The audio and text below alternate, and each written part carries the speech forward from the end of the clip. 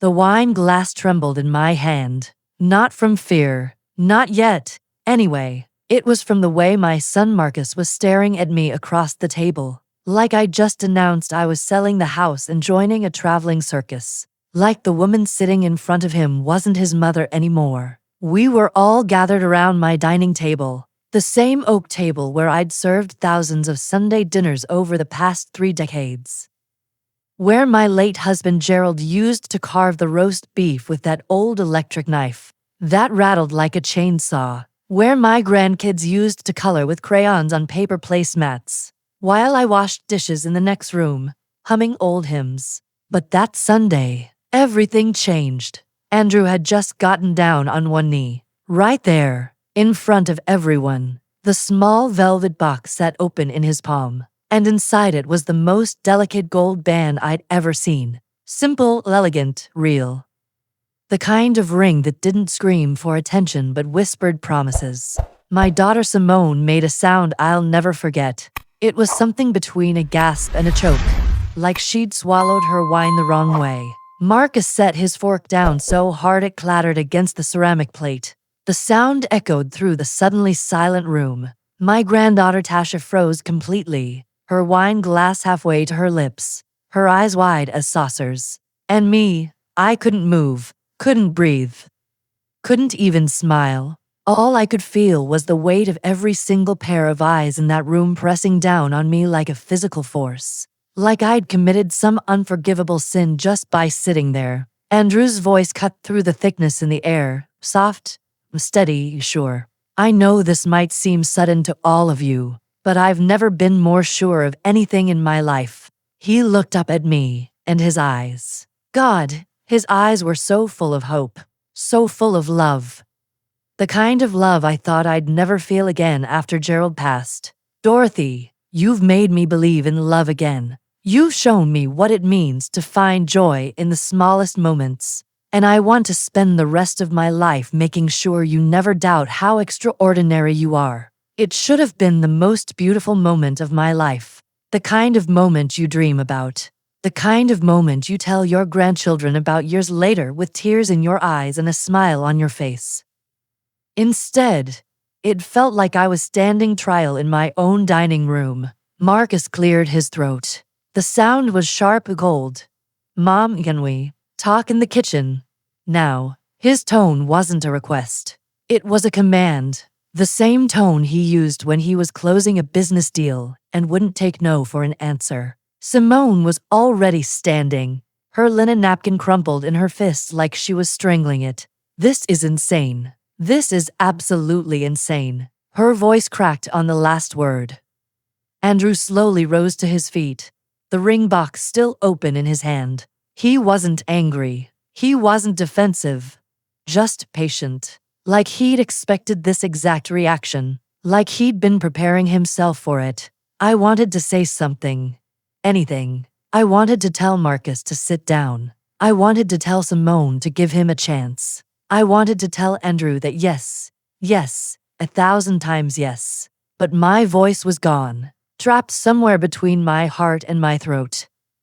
All I could do was sit there, frozen, while my entire world tilted on its axis. Have you ever watched someone you love judge you for choosing happiness? If this moment feels familiar to you, subscribe to the channel and share your story in the comments. You're not alone in this. Let me back up a little. My name is Dorothy Harper. I'm 62 years old, and up until about a year ago, my entire life revolved completely around my children and grandchildren.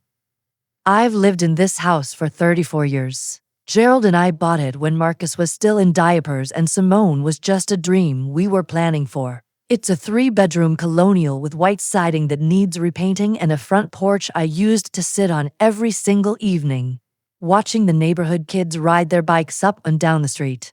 The house has good bones, as Gerald used to say. Hardwood floors we refinished twice. A kitchen with yellow countertops from the 80s that I always meant to update, but never got around to. A backyard with an old swing set that my grandkids stopped using years ago, but I can't bring myself to take down. After Gerald passed 10 years ago, the house felt different, bigger, quieter, emptier. The kind of quiet that makes you hear your own heartbeat at night when you're lying in bed alone.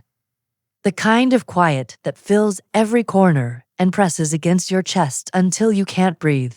For the first 2 years after he died, I barely left the house except for church on Sundays and the grocery store on Wednesday mornings. I'd wander through the aisles in a daze, buying food I didn't feel like eating, going through the motions of living without actually feeling alive. My kids would come by every Sunday without fail. We'd eat together, laugh a little about something one of the grandkids said, and then they'd leave. Their cars would pull out of the driveway, and I'd stand at the window watching their taillights disappear. And then I'd be alone again. I told myself I was fine with it, that this was just what life looked like now, that widowhood meant accepting the silence and learning to live with it. But I was lying to myself. Marcus is my oldest. He's 41 now, works in corporate finance for some big firm downtown. He wears expensive suits and drives a BMW and married a woman named Cheryl who smiles with her mouth but never her eyes. They have 2 kids, my grandchildren, but Cheryl has always kept them at a distance from me. Sunday dinners were about the only time I got to see them. Marcus has always been protective of me, maybe a little too protective, maybe a little controlling if I'm being honest.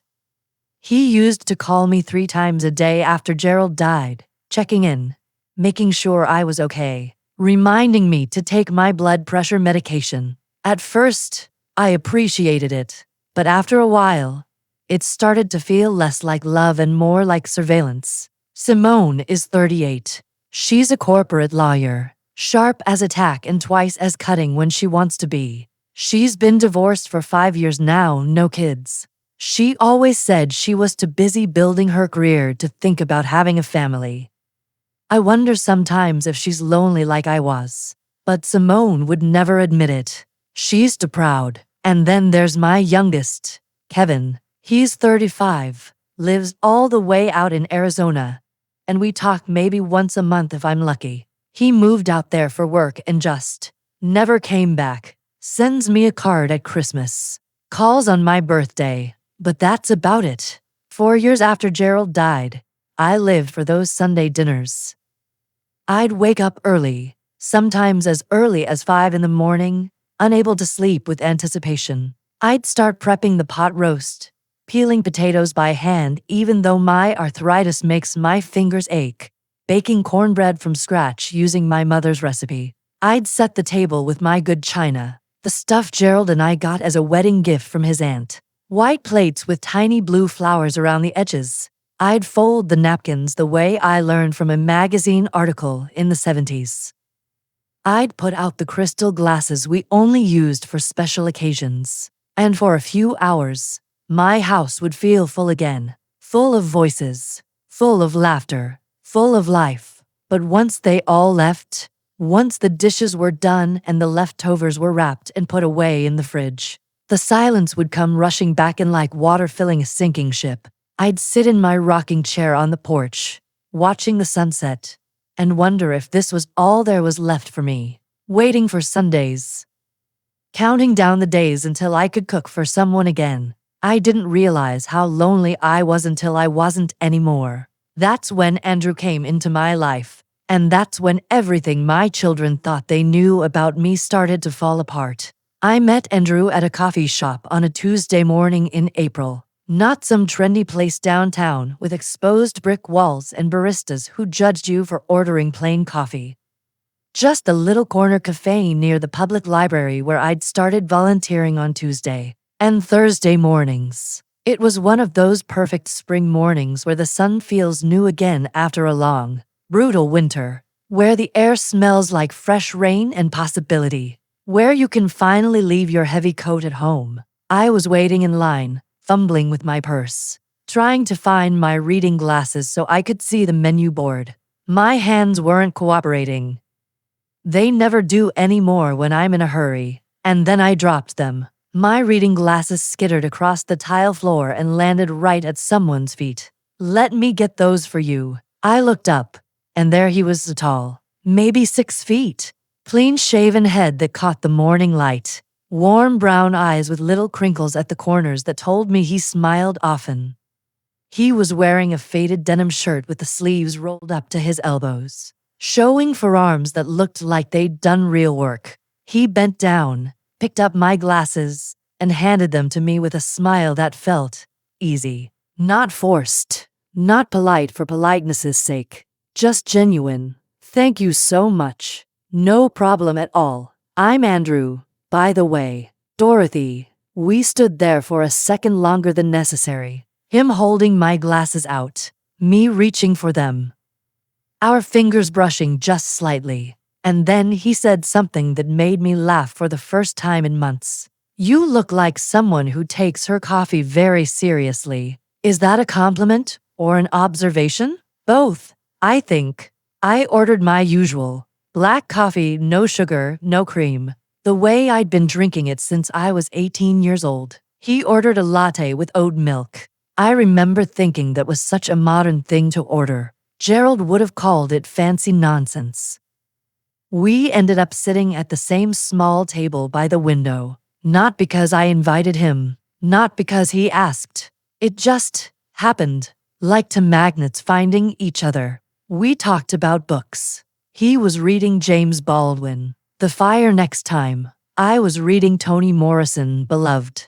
We spent an hour talking about language and memory and what it means to carry history in your bones. He listened when I talked. Really listened. Not the way people do when they're just waiting for their turn to speak, but the way someone listens when they actually care what you have to say. When I finally looked at my watch, I realized I'd completely missed my volunteer shift at the library, and I didn't even care. Over the next few weeks, we kept running into each other at the coffee shop. At first, I thought it was coincidence, but then one morning, he admitted something that made my heart skip.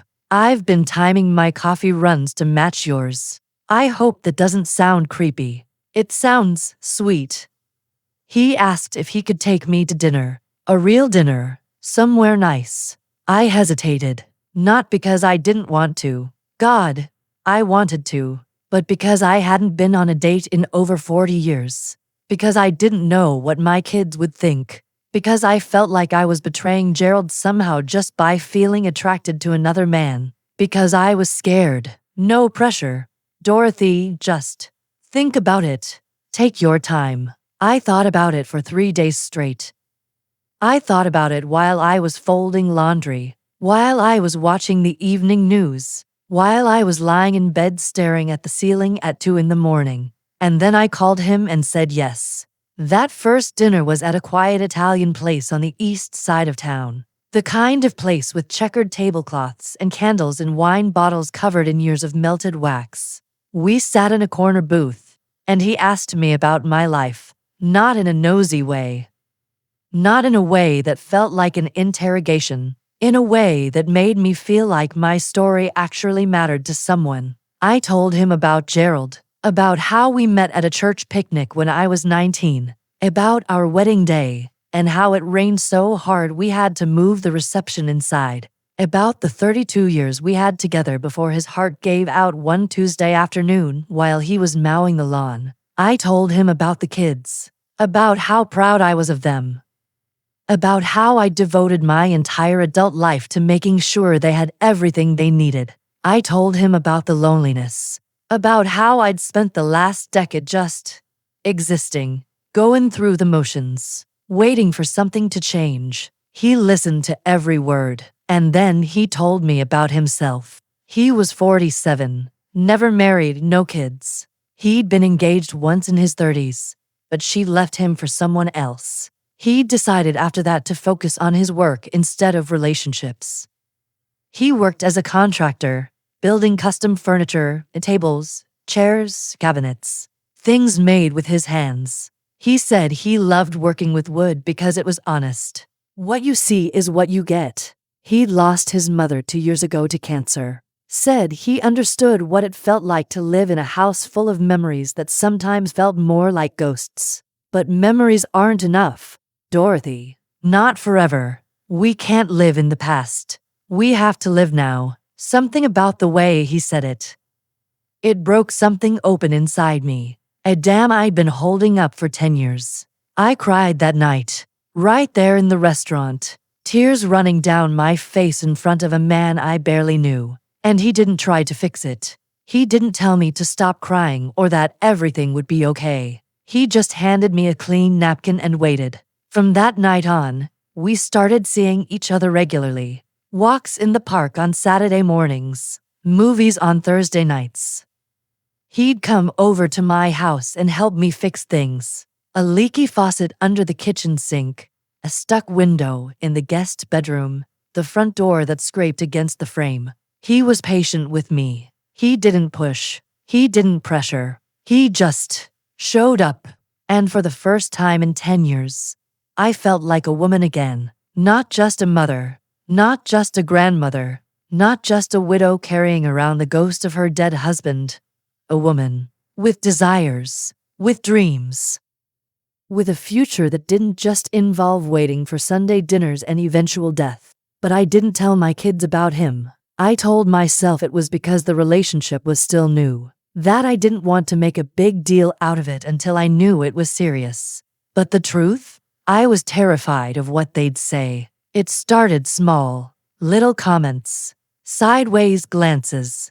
Questions that sounded innocent but felt like accusations. One Sunday in June, Simone noticed I was wearing lipstick.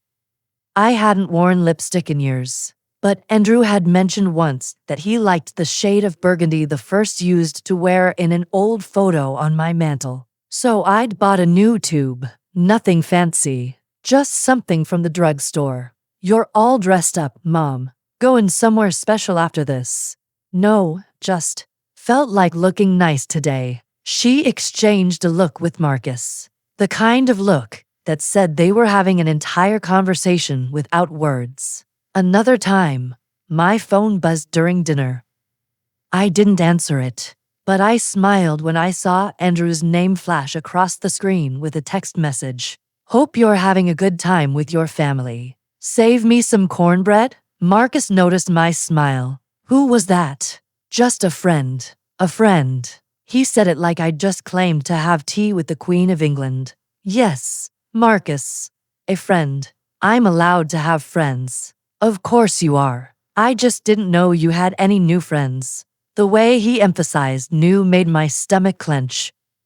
Then one evening in July, my granddaughter Tasha asked if I was wearing perfume. Yeah, Grandma, you smell really pretty.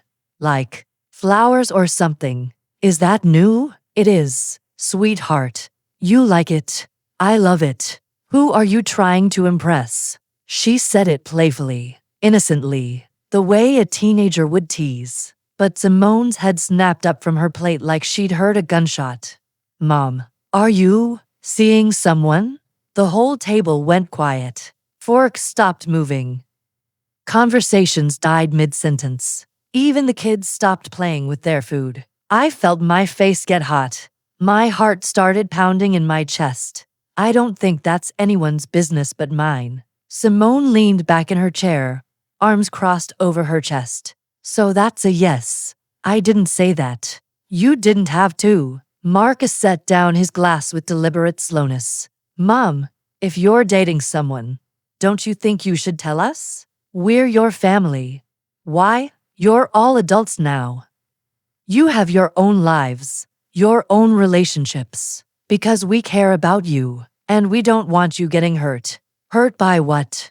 By being happy? The words came out sharper than I intended. Simone's eyes narrowed. Happy? Or distracted by someone who sees an opportunity? What's that supposed to mean? It means you're vulnerable, Mom. You're lonely, and there are people out there who take advantage of that. I stood up so fast my chair scraped against the floor.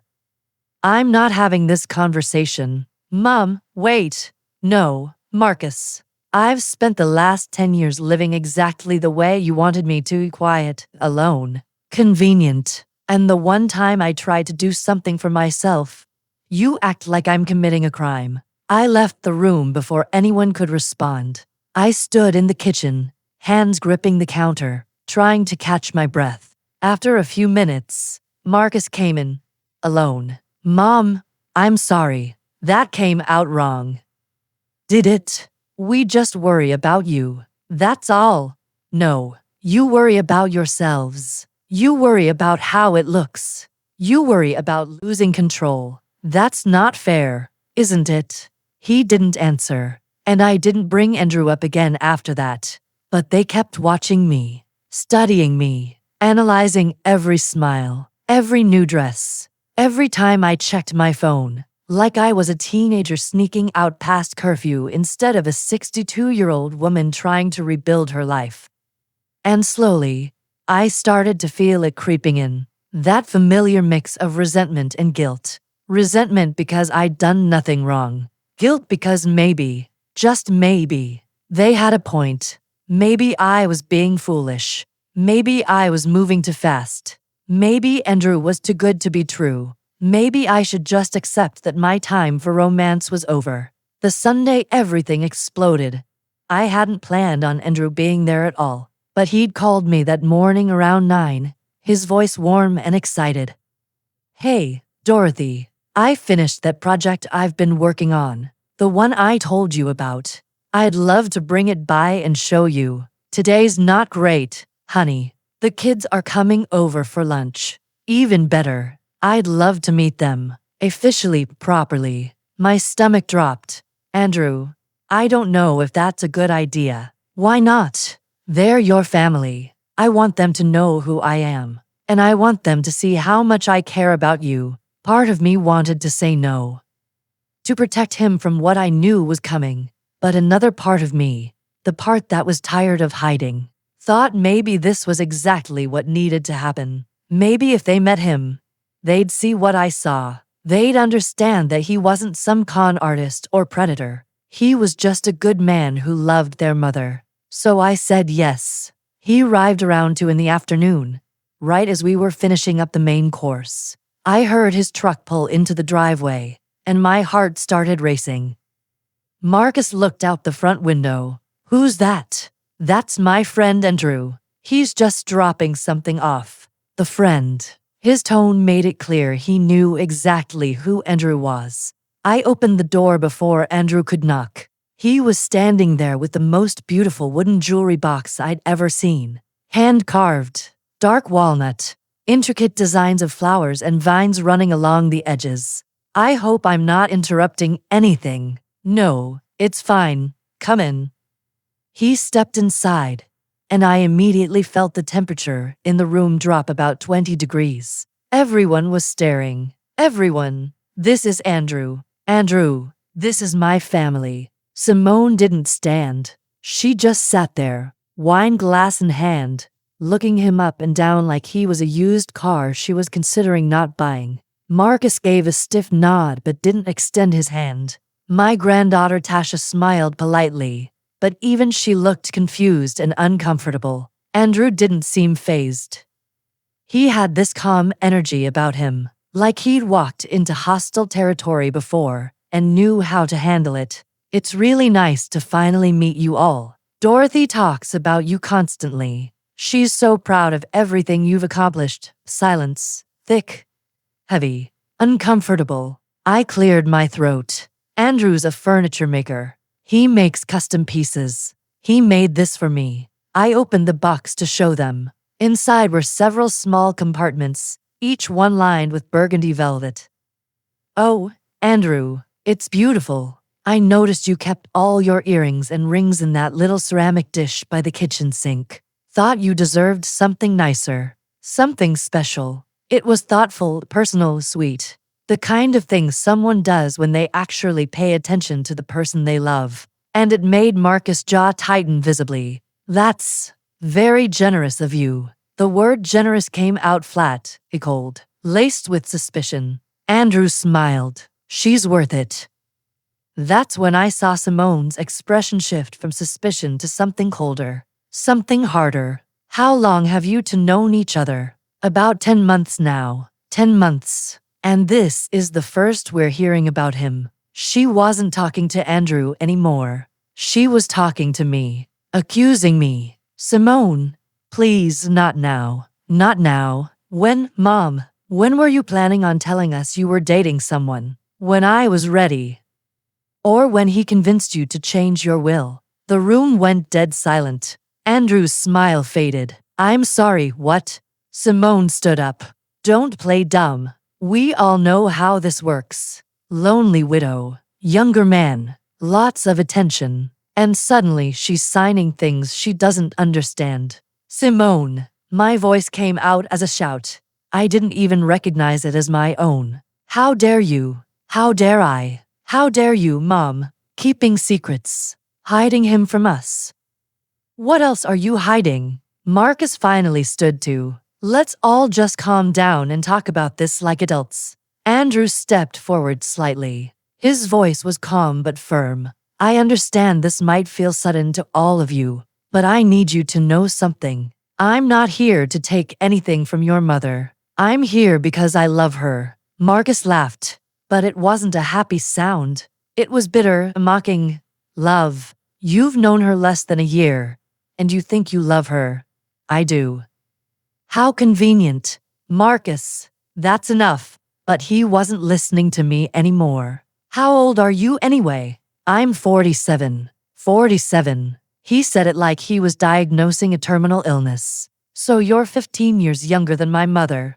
I am. And what exactly do you do for a living? I build custom furniture. I own my own business. So you're a carpenter. The contempt in his voice was unmistakable, like he'd just said garbage collector or street sweeper. I work with my hands. Yes, I create things, beautiful things that last. And I'm sure that pays really well. Marcus, stop it. Right now. But Simone jumped in. No, Mom, he's asking fair questions. Because what we're all wondering is, what does this man want with you? He wants what everyone wants. Connection, companionship, a love, or a house, and a pension, and life insurance money. The words hit me like a physical blow. You think I'm that stupid? You think I can't tell the difference between someone who cares about me and someone who's using me? We think you're vulnerable, and lonely, and not thinking clearly. My hands started shaking. From anger, from hurt, from a rage I didn't even know I was capable of feeling toward my own children. Get out. What? Get out of my house. Mom, we're not trying to hurt you. We're trying to protect you. By humiliating me? By insulting the first person who's made me feel alive in 10 years. Andrew reached for my hand. Dorothy, it's okay. I can leave. No. I held his hand tighter, squeezed it like it was the only thing keeping me from drowning. You're not going anywhere. That's when he did it. Andrew got down on one knee. Right there, in front of everyone. I didn't know he was going to do it. I had no idea. He hadn't even hinted at it. He pulled out a small velvet box from his jacket pocket and opened it. Inside was the simple gold band. No diamond, no flash. Just pure, honest gold. Dorothy. His voice was soft but steady. I know this isn't the way anyone imagined this happening, but I don't want to wait anymore. I don't want to hide anymore. I love you, and I want to build a life with you. A real life. Will you marry me? The air left the room. Marcus' wine glass slipped from his fingers and hit the table with a thud. Wine splashed across the white tablecloth like blood. Simone actually spit her wine back into her glass, choking. Tasha's mouth fell open in shock. And me? I couldn't speak. I couldn't move. I wanted to say yes. God, I wanted to scream yes from the rooftops. But I couldn't get the word out. This is a joke, right? Marcus' voice cut through the silence like a knife through flesh. Please tell me this is some kind of sick joke. Andrew stayed on one knee, his eyes never leaving mine. It's not a joke. I love her. Simone stood up so fast her chair fell backward. You love her. You barely know her. And you think you can just waltz in here and propose in front of her entire family like you have some kind of claim to her? I have the claim she's given me, which is more than you've given her in years. Simone laughed, sharp, cruel. Oh, this is rich.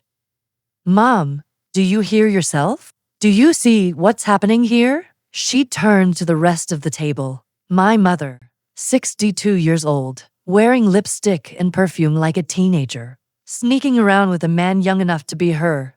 Simone, stop.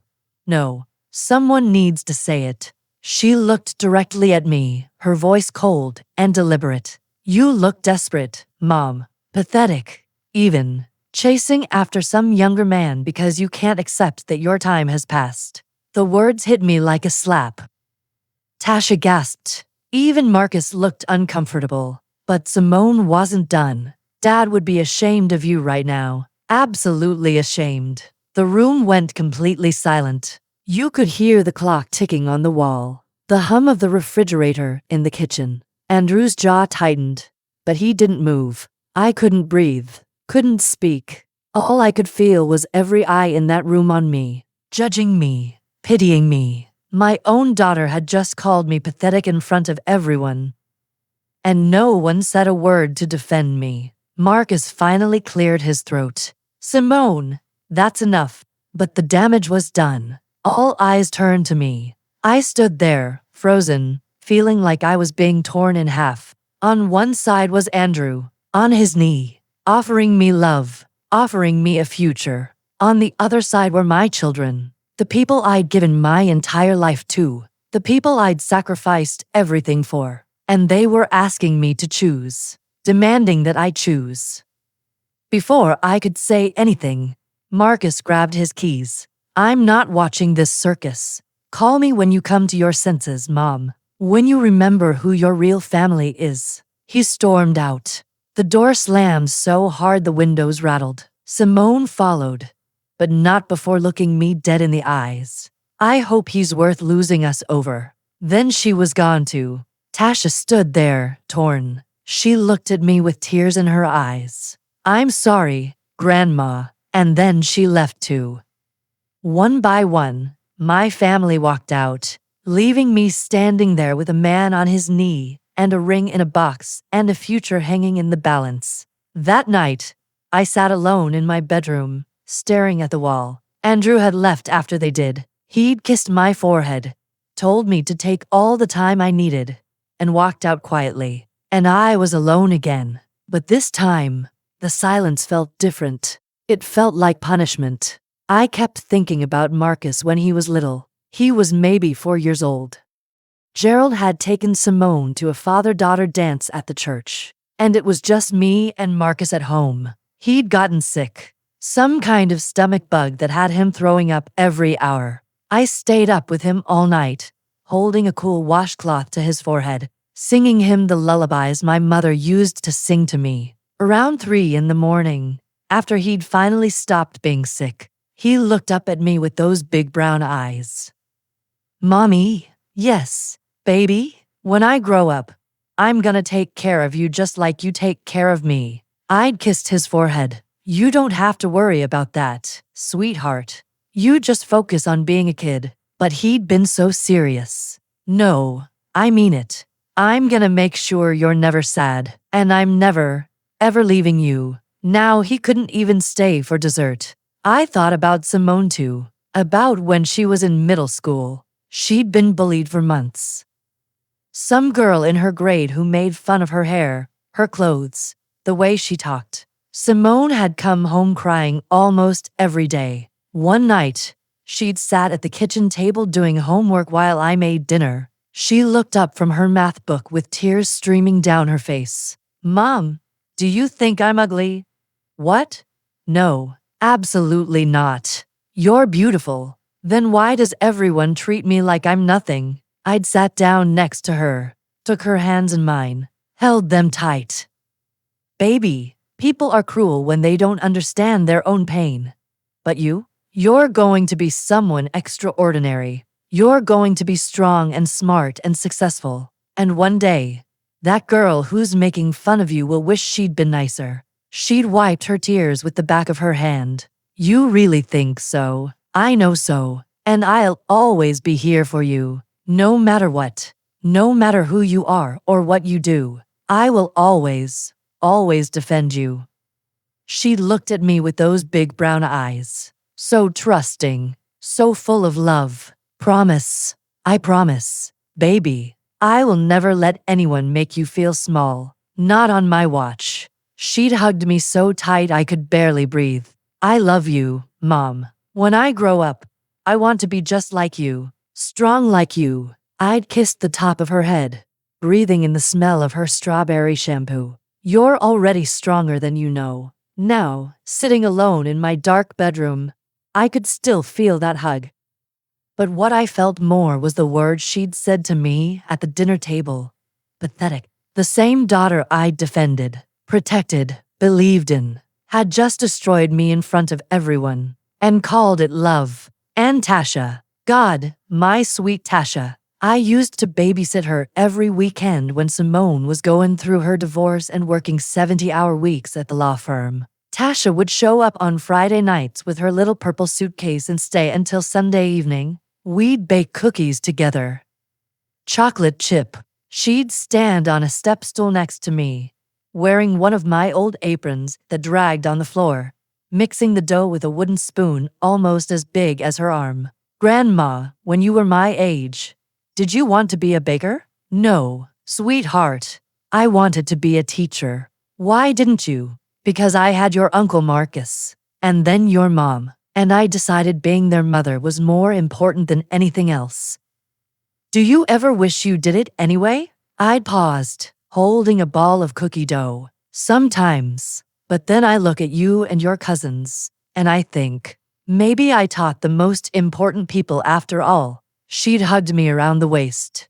I'm glad you're my grandma. I'm glad you're my granddaughter. Now she'd walked out without even saying goodbye. I sat there in my dark bedroom, looking at the photo wall I'd built over 3 decades.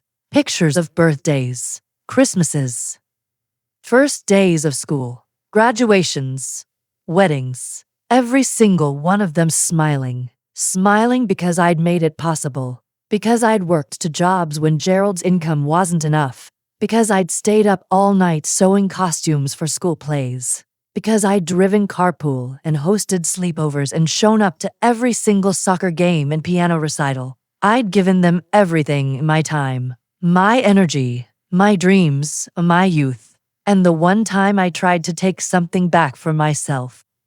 The one time I reached for my own happiness. They called it selfish. I pulled out an old photo album from the closet, one I hadn't looked at in years. There was a picture of me at 25, holding baby Marcus, Gerald standing behind me with his hand on my shoulder. I looked so young, so full of hope. I barely recognized that woman. I wondered what she would think of me now, if she'd be proud of the choices I made, if she'd understand why I was so scared to choose myself, or if she'd be disappointed that I'd waited 62 years to finally put myself first. The next morning, Marcus called. I almost didn't answer. I stared at his name on the screen for 3 rings, my finger hovering over the red decline button. But I answered. Mom, we need to talk. I'm listening. Not on the phone. Can you come over to my house? Simone's already here. Of course she is. Mom, please. This is important. Fine. Give me an hour. I drove to Marcus' house in silence. No radio. No podcasts. Just the sound of my own breathing and the hum of the engine. His neighborhood was the kind of place where every lawn looked the same, perfect. Manicured, lifeless. Simone's car was parked in the driveway. I pulled up behind it and sat there for a minute, gathering my courage. When I walked in, they were both sitting in the living room, side by side on the leather couch, like lawyers preparing for a deposition. I sat across from them in the armchair. Okay, I'm here. Say what you need to say. Marcus leaned forward, elbows on his knees. Mom, we're worried about you. Seriously worried. I'm fine. You're not fine. You're letting some man you barely know manipulate you into making bad decisions. Manipulate me? Andrew has been nothing but kind and respectful to me. Simone cut in, her voice sharp. Kind? Mom, he proposed to you in front of your entire family after knowing you for less than a year. That's not kind. That's calculated. That's manipulative. That's a man who knows exactly what he's doing. You don't know him. And you do. Really? What do you actually know about this man? I know he makes me happy. I know he treats me with respect. I know he listens when I talk and cares about what I think. That's called love bombing, Mom. It's a classic tactic. They come in, sweep you off your feet, make you feel special, and then what, Simone? And then they propose marriage? Is that the terrible thing you're warning me about? Marcus stood up, pacing. He's 15 years younger than you, Mom. Do you understand how that looks? How it looks? How it looks to who? To everyone. To us. To the neighbors. To Dad's memory. That one hit me like a punch to the gut. Don't you dare bring your father into this. Why not? You don't think he'd have something to say about you replacing him with some carpenter? I'm not replacing anyone. Your father has been gone for 10 years, Marcus. 10 years of me living alone in that house, cooking for myself, talking to myself, waiting for Sunday dinners just so I could pretend I still had a purpose. You have a purpose. You're our mother. And what else? What am I besides that? He didn't have an answer. Simone stood to. Mom, we just want what's best for you. No, you want what's most comfortable for you. You want me to stay exactly where I've always been. Convenient. Available. Not complicated. That's not true, isn't it? When was the last time either of you asked me what I wanted? What I needed? When was the last time you cared about my happiness instead of your own comfort? Silence. Marcus tried again. Let me ask you something. What do you actually know about Andrew's finances? I know he owns his own business. A small business. Making furniture. That's not exactly lucrative. So you own a house outright. You have Dad's life insurance payout sitting in the bank. His pension. His investments. You're not wealthy, but you're comfortable. More than comfortable. My stomach dropped. Are you seriously suggesting he's with me for money? What else would it be? The words hung in the air like poison. Maybe he loves me. Maybe he sees value in me that has nothing to do with money. Simone pulled out her phone. I looked him up. Mom, you what?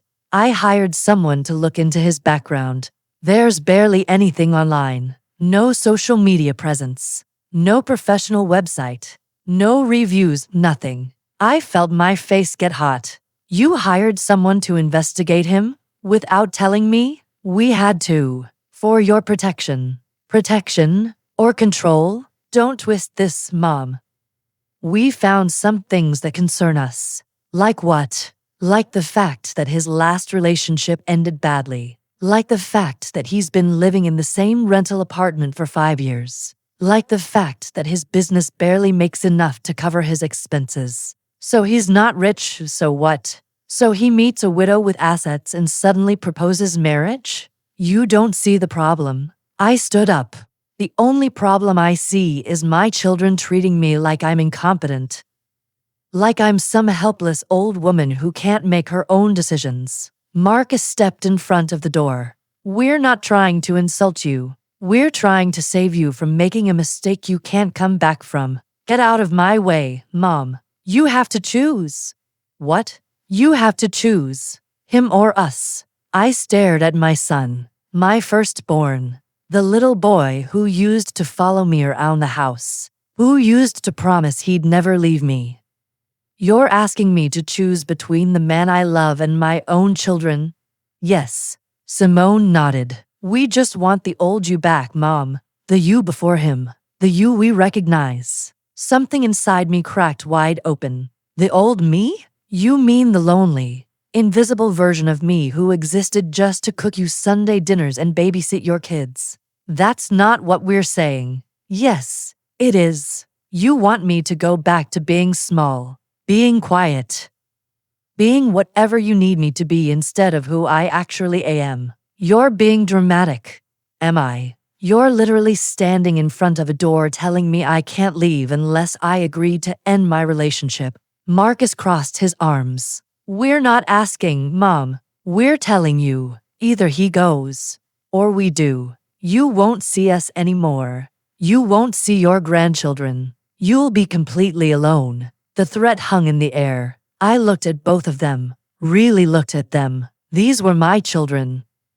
The people I'd sacrificed everything for. The people I'd built my entire life around. And they were threatening to abandon me because I'd chosen to be happy. I took a deep breath. Then I guess you're leaving. Simone's face went pale. You don't mean that. I do. I absolutely do. Mom, no. You don't get to do this.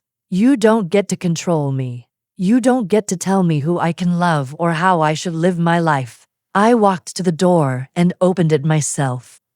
When you're ready to treat me like an adult who deserves respect, you know where to find me. Until then, I'm done pretending your approval matters more than my happiness. I walked out, got in my car, drove away, and I didn't look back. My hands were shaking so badly I had to pull over twice on the way home. I called Andrew from the car. Can you come over? I'm already on my way. He showed up 20 minutes later. I opened the door and fell into his arms, sobbing. He didn't ask questions. He didn't tell me it would be okay. He didn't try to fix anything. He just held me while I cried. I'm so sorry. I'm so sorry for what they said to you. Don't apologize. That wasn't your fault. They're my children. It is my fault. I raised them to think the world revolves around them. You raised them with love. They're just scared of losing you. Well, they just did. He pulled back to look at me. Dorothy, listen to me. I will walk away if that's what you need. If you want me to disappear so you can have your family back, I'll do it. I love you enough to let you go. I looked up at him, at this man who'd been nothing but patient and kind. This man who'd shown me what it meant to be seen, to be valued. I don't want you to go. Are you sure? I've never been more sure of anything. He kissed my forehead. Then I'm not going anywhere. That night, we sat on my couch, my head on his shoulder, and he asked me something. Do you regret meeting me? What? No. Never. Even with all this. Even losing your kids over it. I thought about it. Really thought about it.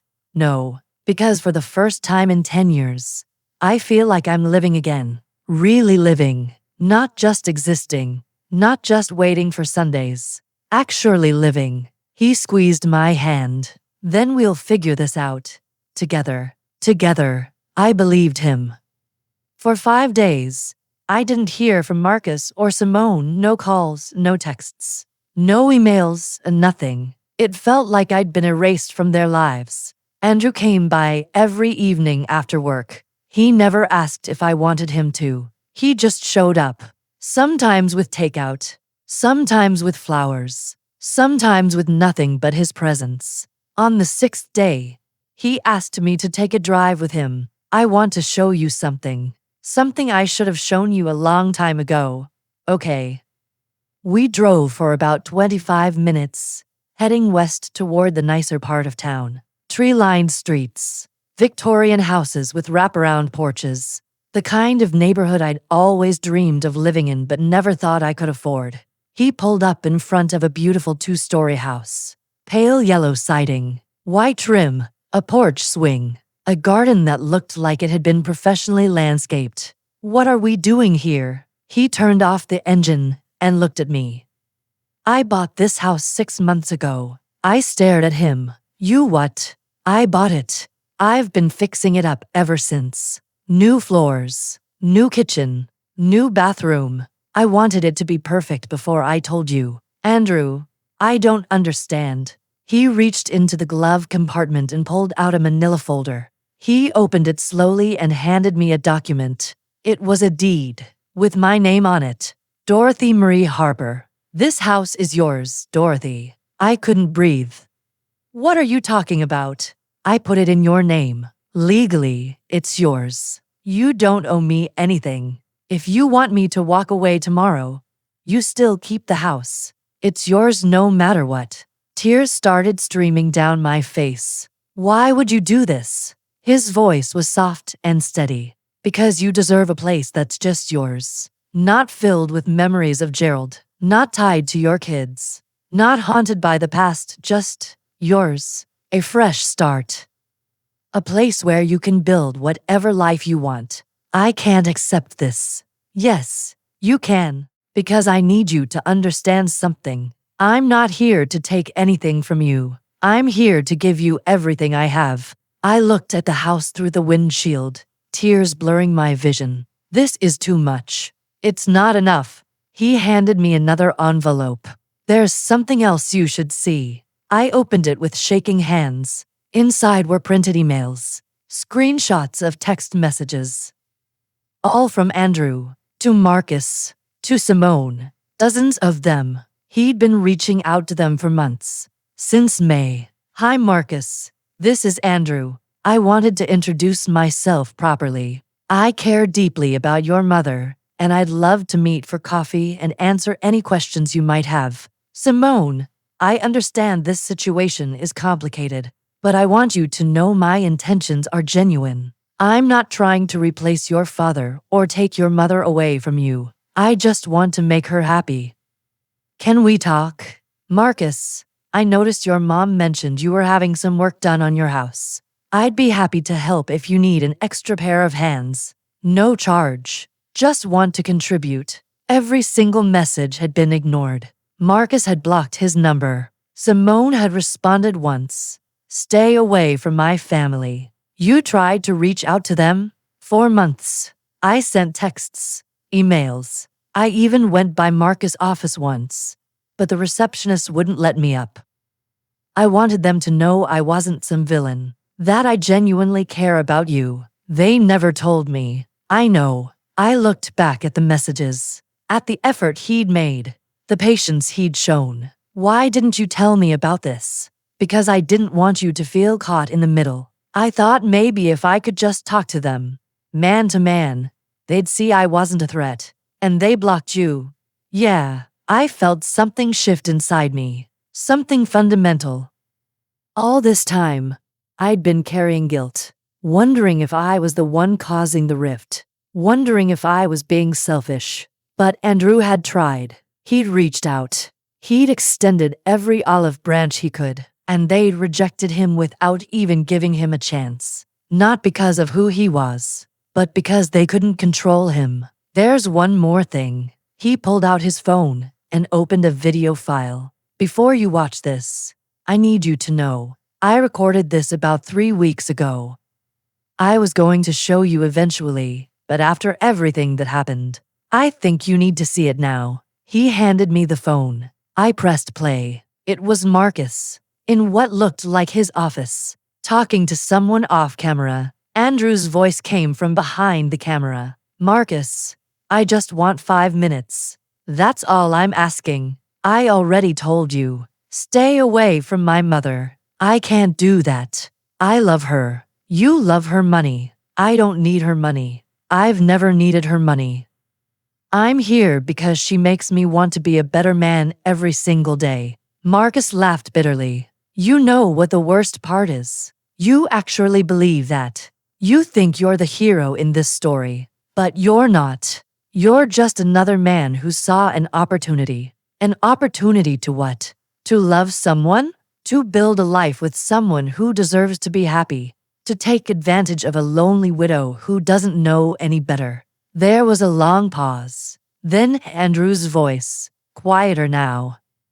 Is that what you think of your mother? That she doesn't know any better? That she's so weak and foolish she can't make her own decisions? That's not what I said. It's exactly what you said. And you know what I see? I see a woman who raised 3 kids mostly by herself, who worked 2 jobs to keep you in a good school district, who sacrificed her own dreams so you could chase yours. And now that she's finally trying to live for herself, you call her weak. Marcus' face hardened. This conversation is over. Wait, one more thing. Andrew's voice was calm but firm. You asked me what I want from your mother, so I'll tell you. I want to wake up next to her every morning. I want to make her coffee the way she likes it. I want to hear about her day and tell her about mine. I want to hold her hand when she's scared and celebrate with her when she's happy. I want to build a life where she never doubts for a second that she's loved exactly as she is. Silence. And if that threatens you, that says a lot more about you than it does about me. The video ended. I sat there, staring at the black screen. When did you record this? 3 weeks ago. I went to his office one more time. Thought if I could just talk to him face to face, man to man, maybe he'd listen. I recorded it because I wanted you to hear it from him. Not from me. I wanted you to see exactly what he thinks of you. Tears streamed down my face. Not because of what Marcus said about Andrew, but because of what he said about me. A lonely widow who doesn't know any better. That's how my own son saw me. Andrew reached into the folder again and pulled out one more document. There's something else. Something I found out 2 days ago. He handed me a bank statement, but it wasn't his. It was Marcus. How did you get this? A friend of mine does financial consulting. Marcus hired him last month to look into my finances. While he was at it, he looked into Marcus too, as a favor to me. I looked at the statement. Marcus had taken out a significant loan 6 months ago against his house. He's in debt, Dorothy. Deep debt. His firm had layoffs last quarter, and he barely avoided being cut. Cheryl's been pushing him to maintain their lifestyle even though they can't afford it anymore. My stomach dropped. Are you saying? I'm saying Marcus doesn't care about protecting you from me. He's worried about protecting his inheritance. He's worried that if we get married, there won't be anything left for him when you're gone.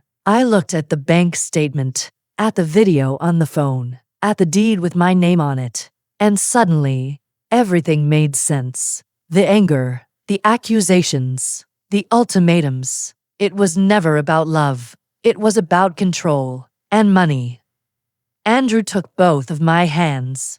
I don't want a single thing from you, Dorothy. Not your house, not your savings, not your pension. This house I bought, it's in your name only. If something happens to me, it's still yours. If we get divorced tomorrow, it's still yours. Everything I have, I built myself. And everything I give you is because I want to, not because I need to. He pulled out the ring box one more time. So I'm asking you again, not in front of your family. Not in front of anyone but you. Dorothy Harper, will you marry me? Will you build a life with me where nobody else gets a vote? I looked at this man, this good, patient, honest man who'd shown me more respect in 10 months than my own children had shown me in 10 years. Yes, yes, yes, 1,000 times yes. He slipped the ring onto my finger, and when he kissed me, I finally understood what it meant to be free. That night, I sat in my new house, our house. The floors were polished hardwood. The kitchen had white marble countertops. There was a reading nook by the window with built-in bookshelves that Andrew had made himself. It smelled like fresh paint and possibility. I walked through each room slowly, running my fingers along the walls, imagining what our life would look like here. And then I picked up my phone. I called Marcus first. He answered on the 3rd ring. Mom? Hi, baby, silence. I wanted you to know something. Andrew asked me to marry him, and I said yes. Another long silence. Mom, please don't do this.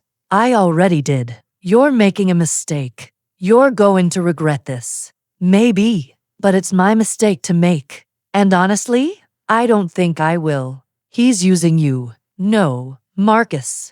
He's loving me. There's a difference, and I'm sorry you can't see it. He started to say something, but I kept going. I love you. I will always love you. But I'm not going to live my life trying to make you comfortable. I spent 10 years being alone because I thought that's what I was supposed to do. And I'm done. So that's it. You're choosing him over your family. I'm not choosing him over you. I'm choosing me. For the first time in my life, I'm choosing myself. And if you can't support that, then I guess I'll have to be okay with that too. I heard him exhale shakily. I don't know if I can accept this. Then don't. But don't ask me to give up my happiness so you can feel in control. That's not love, Marcus. That's ownership. Mom, I need to go. When you're ready to have a real conversation, I'll be here. I'll always be here. But I won't apologize for being happy. I hung up before he could respond. My hands were shaking. I called Simone next. It went straight to voicemail. Simone, it's Mom. I know you're angry, and I understand why, but I need you to hear this. I am not the woman I was 5 years ago, or 10 years ago. I'm not just your mother anymore. I'm Dorothy, and Dorothy deserves to be loved. She deserves to be happy. She deserves to build a life that brings her joy. I hope one day you'll see that. I hope one day you'll meet Andrew without judgment and see what I see. But if you can't, that's okay too. I'll still be here. I love you. I hung up and set the phone down. Andrew came up behind me and wrapped his arms around my waist. How do you feel? Honestly? I don't know. Sad, relieved, scared, free. All of it at once. That sounds about right. I turned to face him. Do you think they'll ever come round? I don't know, maybe. Maybe not. But that's not something you can control. I just wish they could see what I see when I look at you. What do you see? I see someone who sees me. Really sees me. Not as someone's mother or someone's widow, but as Dorothy. Just Dorothy. And that's all I've ever wanted. He kissed my forehead. That's all you'll ever be to me, Dorothy. The woman I love. We stood there in the empty living room of our new house, holding each other. And I realized something. I'd spent 62 years defining myself by other people. Gerald's wife, Marcus and Simone's mother, Tasha's grandmother. But who was Dorothy? I was finally starting to find out. And she was someone I actually liked. Someone who deserved good things. Someone who deserved to be happy. Someone who deserved to start over. I looked at the ring on my finger. Simple gold. Just like Andrew had described himself. Simple, honest, real. And I smiled. I don't know what's going to happen with my kids. Maybe they'll come around. Maybe they won't. Maybe one day Marcus will show up at my door and ask to meet Andrew properly. Maybe Simone will call and apologize. Maybe Tasha will want to see her grandma again. Or maybe they won't. And I've made peace with that. Because I've learned something these past few months that I wish I'd learned decades ago. You can't live your life waiting for permission to be happy. You can't shrink yourself just to make other people comfortable. And you can't let fear steal the love you deserve. Andrew and I are getting married next spring, April 23rd, the anniversary of the day we met at that coffee shop. It'll be a small ceremony. Just us and a few close friends. My friend Betty from church, his business partner Tom, the neighbors who've become like family. Maybe my kids will be there, maybe they won't, but I'll be standing at that altar either way, because I finally understand something I should have known all along. My time didn't end when Gerald died. It didn't end when my kids grew up and moved away. It didn't end when I turned 60. My time is now. And I'm not wasting another second of it apologizing for being happy. If you're watching this and you're in your 50s, 60s, 70s, if you've been told you're too old to start over, too old to fall in love, too old to choose yourself, let me tell you something. You're not too old. You're not to anything. You deserve happiness just as much as anyone else. And the people who truly love you will want that for you, even if it scares them. Even if it challenges them, even if it changes things. Real love doesn't control, it sets free. If this story touched you, subscribe to the channel, leave a like, and tell me in the comments, have you ever had to choose between love and approval? Share your story. Your words might give someone else the courage to choose themselves.